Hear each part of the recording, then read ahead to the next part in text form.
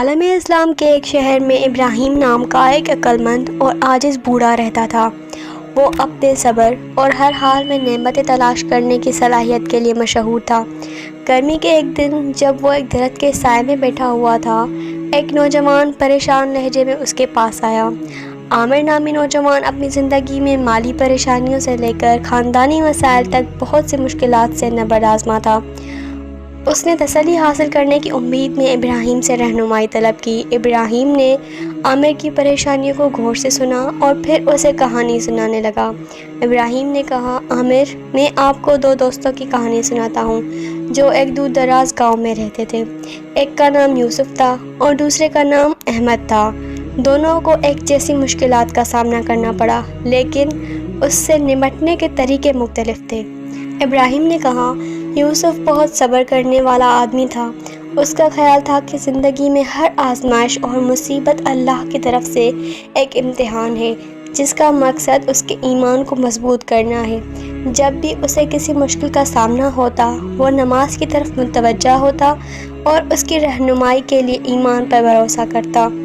اور دوسری طرف احمد غصے میں جلدی اور زندگی کی مشکلات سے آسانی سے مایوس ہو جاتا تھا۔ وہ اکثر شکایت کرتا اور دوسروں کو اپنی بدقسمتی کا ذمہ دار ٹھہراتا تھا۔ وہ سمجھ نہیں پاتا تھا کہ اسے ہمیشہ مشکلات کا سامنا کیوں ہے۔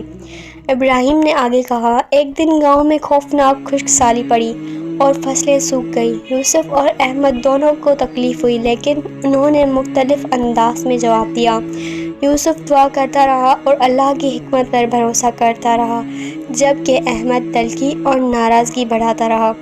جیسے جیسے دن ہفتوں میں بدل گئے، اچانک بارش نے خشک سالی کو ختم کر دیا۔ فصلیں پھر سے اگنے لگیں اور گاؤں میں خوشی منائی گئی۔ یوسف نے شکر گزاری سے لبریز اللہ کی رحمت کی تعریف کی، تاہم احمد بدحواس رہا اور اسے مشکل محسوس ہوا حالات میں اچھائی دیکھنے کے لیے۔ ابراہیم نے کہانی ختم کی۔ ابراہیم نے عامر سے کہا، آپ یوسف کی طرح مصیبت کے وقت صبر اور ایمان کا انتخاب کر سکتے ہیں۔ زندگی ہمیشہ مشکلات پیش کرے گی، لیکن یہ ان کے لیے ہمارا رد عمل ہے جو ہماری تعریف کرتا ہے۔ یاد رکھیں کہ اللہ کی حکمت ہماری سمجھ سے بالا تر ہے اور صبر کے ساتھ آپ سب سے مشکل وقت میں بھی برکتیں حاصل کر سکتے ہیں۔ عامر نے ایک نئے نقطۂ نظر کے ساتھ ان مشکلات کا مقابلہ کیا۔ اس نے محسوس کیا کہ زندگی کی آزمائشوں کا سامنا کرنے کی کلید صبر اور اللہ کے منصوبے پر بھروسہ ہے۔